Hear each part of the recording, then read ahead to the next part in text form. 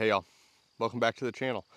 So I've gotten a lot of requests. I've done a ton of videos on different pieces and parts and mods and random stuff I've done to the truck, but I've never done a walkthrough, and a lot of people have asked me about it. I've did one of the Bronco a couple weeks ago, and heck, I haven't shown anything we've done to that. But let's check this thing out. And if you're new here, hit a like, give me a subscribe, really appreciate it. So we've got my '96 F-250.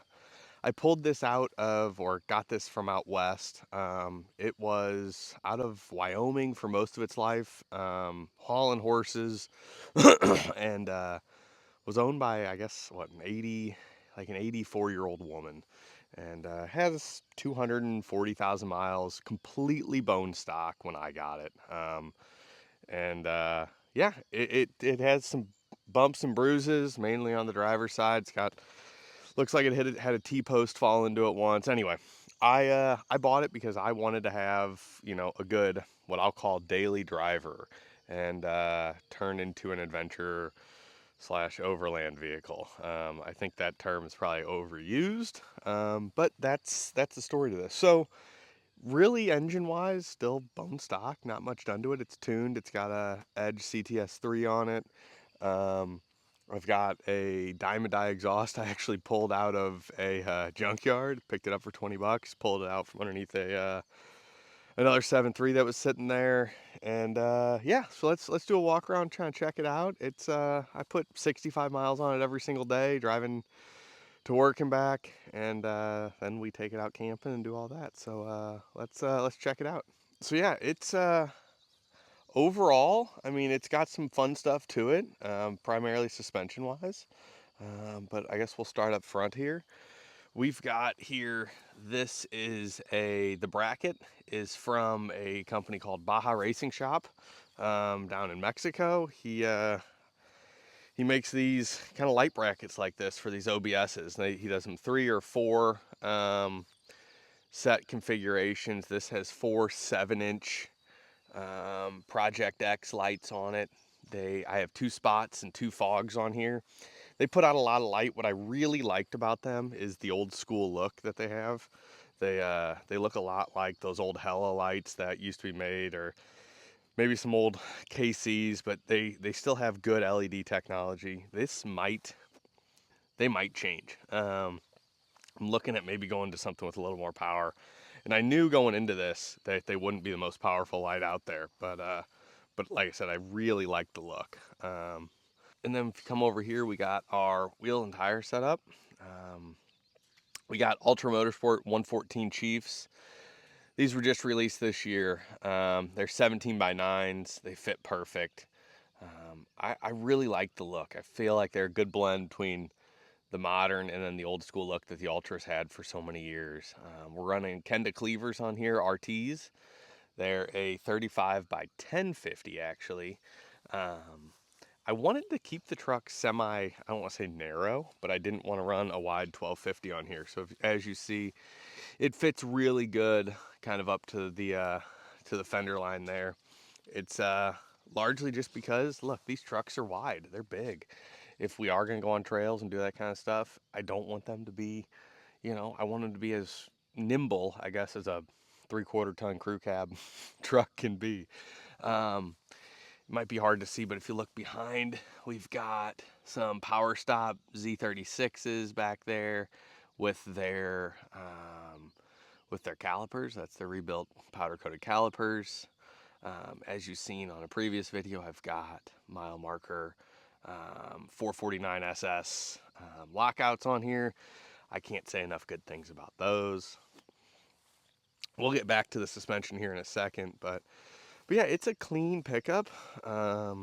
There's the junkyard Diamond Eye on it, and here's my Kuat bed rack. This is kind of, I don't want to say one of the cool things about it, but I don't think there's any other OBS out there running this. So it's their Kuat Ibex is what it's called, and fully modular.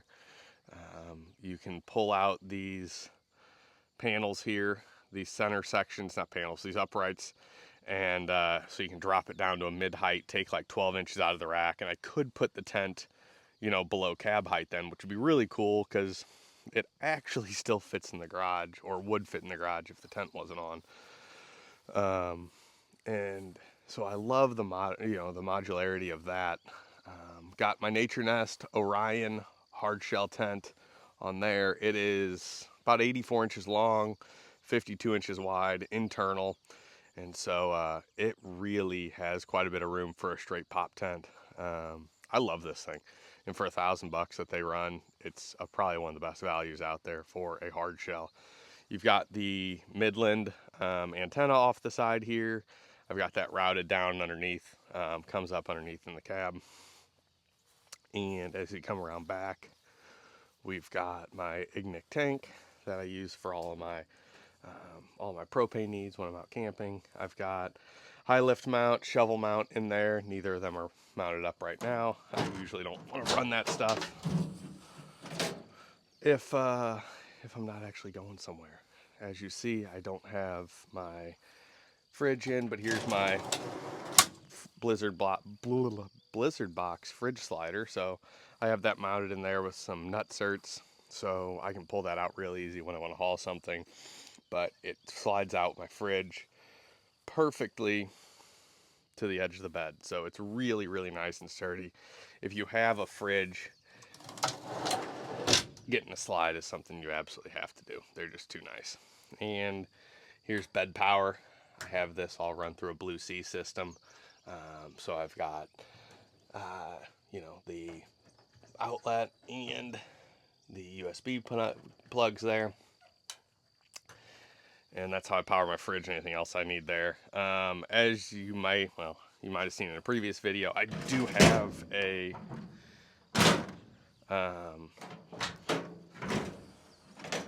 bed actuator or tailgate actuator to soft open the tailgate, which is from JCC Customs.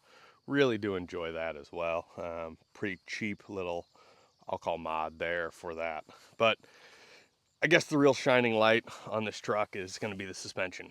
It is full coil spring conversion from Solo Motorsports. So long arm, radius arms, coil springs, Bilstein shocks. I'm going to get some Foxes up there. I've got Foxes in back that I love, and those factory springs are going to go before too long. But anyway, back to this. So this is a 4-inch kit from Solo Motorsports. It is cut and turned Dana 50 beams, Heim joint, radius arms, coil springs.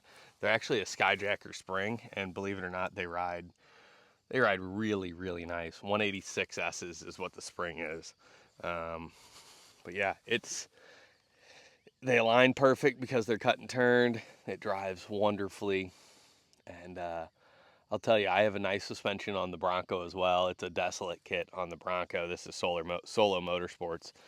I love both those guys, but this thing rides so much better because it has a 7.3 under the hood, so it has so much more weight that's gonna, cycle the suspension, and it is phenomenal.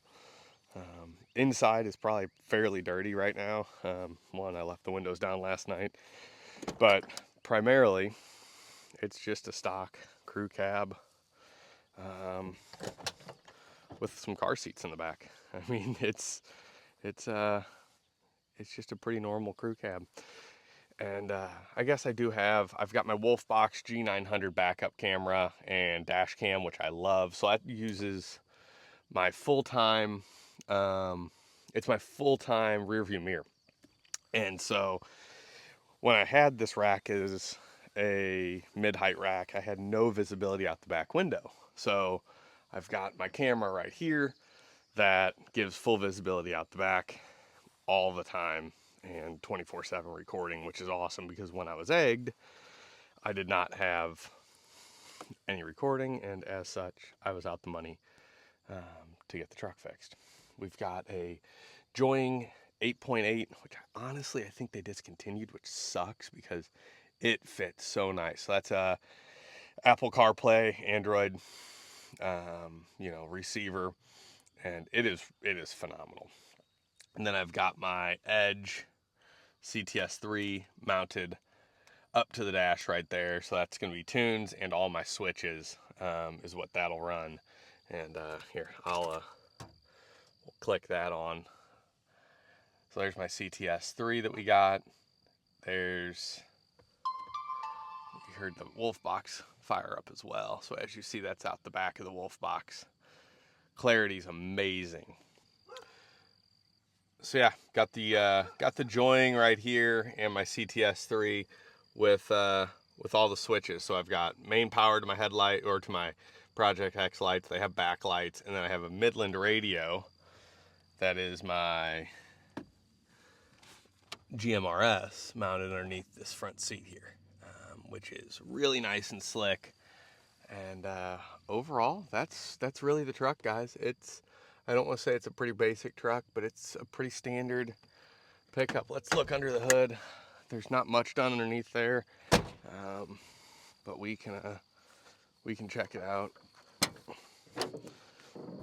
Yeah, it's just a pretty stock 7.3.